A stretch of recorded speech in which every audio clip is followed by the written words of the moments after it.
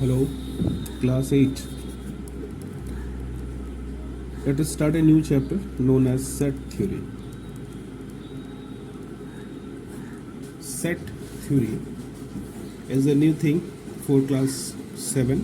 It has been introduced in class 7 and continued in class 8 and higher classes. So, first we will define what is set. सबसे पहले set का पता करते set.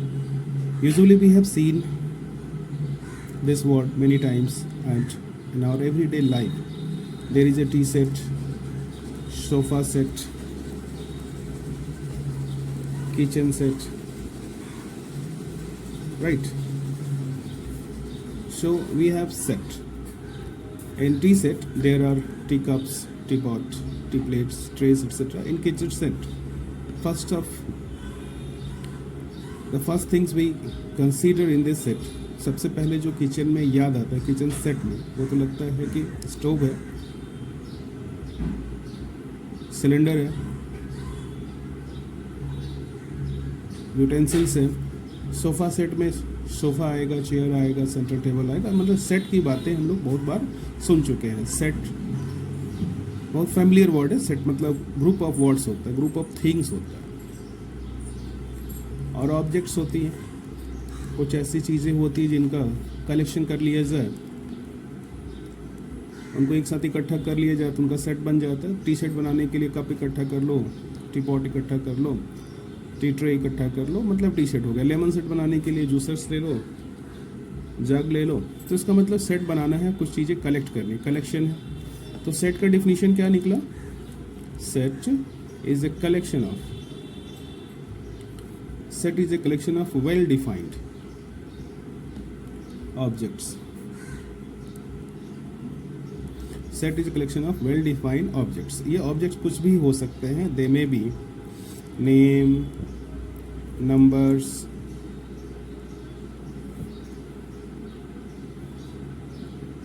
some formula, symbols,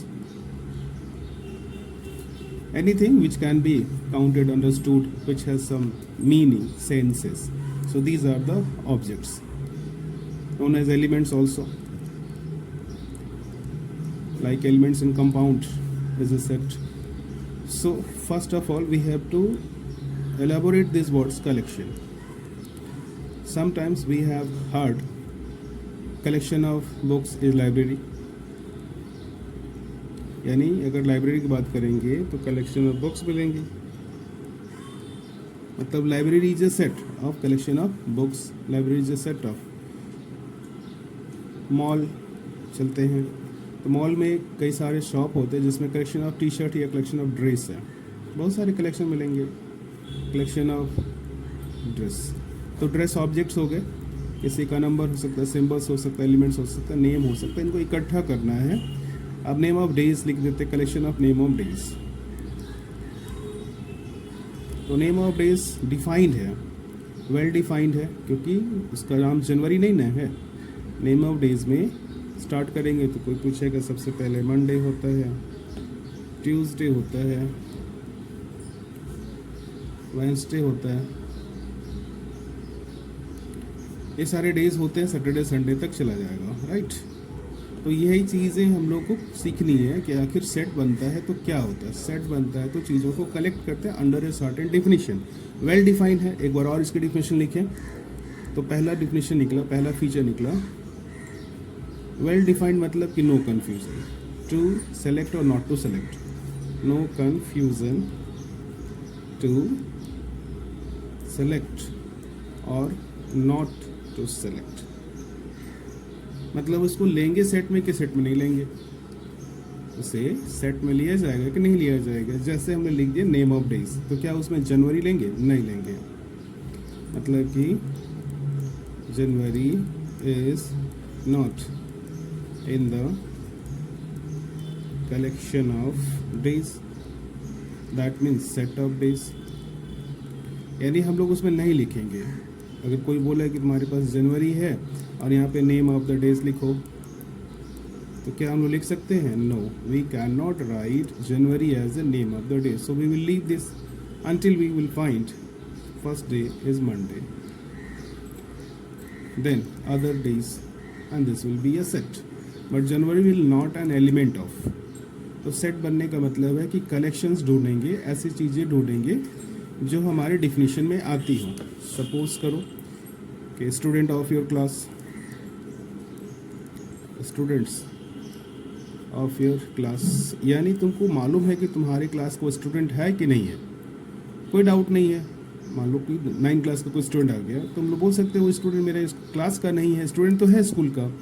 तो ये definition आपका कह रहा है कि हमारी क्लास का कैसा होना चाहिए, वो ऑब्जेक्ट क्या है, वो एलिमेंट क्या है, स्टूडेंट होना चाहिए. क्या कैसे कंप्लीट होगा, स्टूडेंट तो कुछ भी हो सकता है, ए स्टूडेंट. तो इसमें तो हम लोग लिखते हैं कि इनकम्प्लीट है, श्योर नहीं है कि स्टूडेंट कौन से स्टूडेंट ऑफ सेंट हेलेंस या सेंट जॉन या कोई भी है.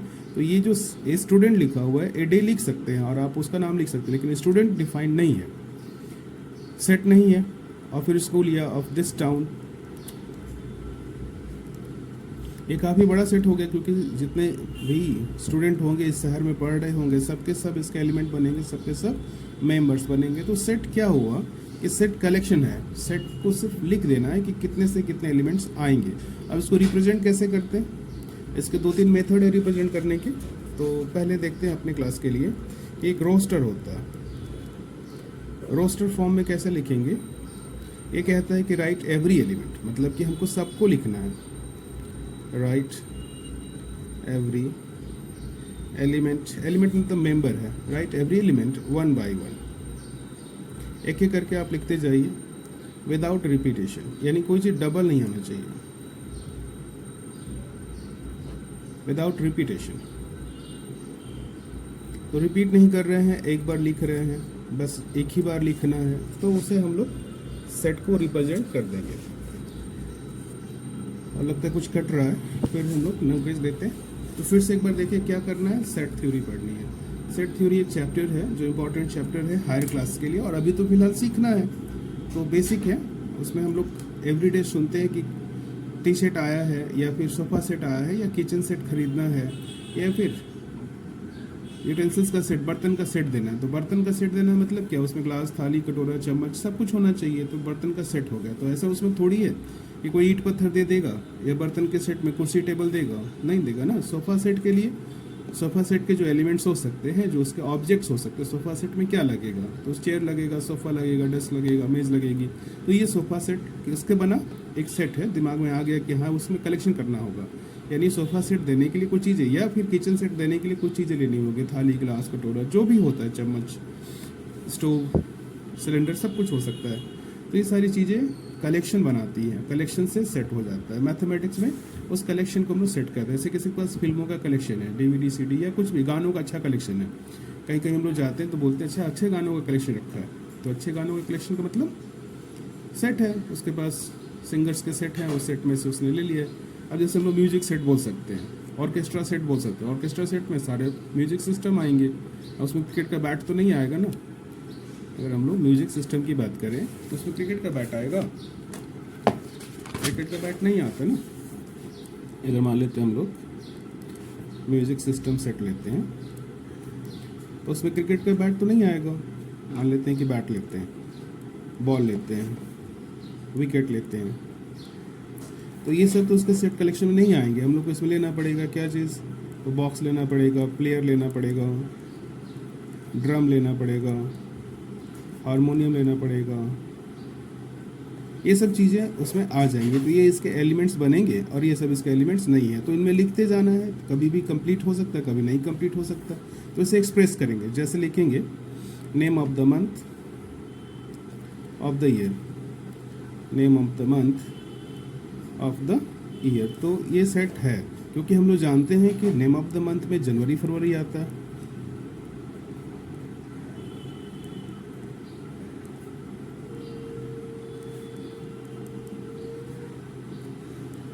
ऐसे करके लास्ट में दिसंबर तक पहुंच जाएंगे. मतलब कि ये हमने कलेक्शन कर लिया. क्या कलेक्शन कर लिया, नेम ऑफ द मंथ्स.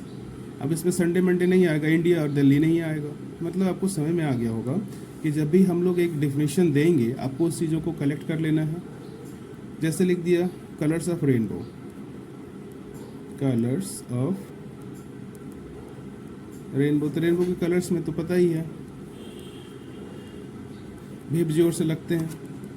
तो वायलेट होता है, इंडिगो होता है, ब्लू होता है, ग्रीन होता है, ओ से ऑरेंज होता है, वाई से येलो होता है, आर से रेड हो जाता है। तो यही 7 कलर है। इसमें तो ऐसा कुछ नहीं कलर आ सकता कि ग्रे कलर है, पर्पल कलर है, इसमें नहीं आएगा ना। जो लिखना है, जो इसके कलेक्शन में आते हैं, डिफाइन किया हुआ है, वही लिखना है। कलर्स ऑफ रेनबो, रेनबो के 7 कलर्स होते हैं, वो लिख दिया मैंने। अब आपको लिखते हैं टेस्टी फ्रूट्स।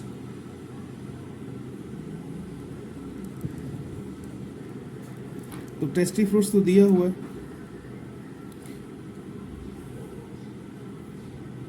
टेस्टी की स्पेलिंग शायद TSTEY, टेस्टी फ्रूट्स या जूसी फ्रूट्स। तो ये फ्रूट्स जो होंगे, ये कौन से फ्रूट्स आपको टेस्टी लगते हैं और किसी को नहीं लग सकते, इसमें डाउट है। किसी को पाइनएप्पल बहुत सुंदर लगता है, किसी को पाइनएप्पल बहुत ही कड़वा लगता है, स्ट्रॉन्ग लगता है। उसी तरह से लीची या फिर पपाया, किसी के लिए हो सकता है कि पपाया उसका इम्पोर्टेंट फ्रूट हो। एक्चुअली दिखने में थोड़ा सा प्रॉब्लम हो रहा है, तो नेक्स्ट क्लास बोर्ड पे हो जाएगा। अभी फ़िलहाल आपको बिगिनिंग के लिए दिया गया है, स्टार्ट करिए। डाउट में इस क्वेश्चन का डाउट इसलिए आया कि टेस्टी फ्रूट्स हमारे लिए जो है दूसरे के लिए नहीं है। मान लेते हैं मेरे लिए ब्यूटीफुल फ्लावर लिखा जाए। अगर ये ब्यूटीफुल फ्लावर है तो मेरे लिए नहीं भी हो सकता। किसी को रोज़ बहुत अच्छा लगता है, किसी को लोटस अच्छा लगता है, किसी को जैस्मिन अच्छी लगती है। तो ब्यूटीफुल फ्लावर एक डिफिनेशन कंप्लीट नहीं है, नॉट ए कंप्लीट डिफिनीशन।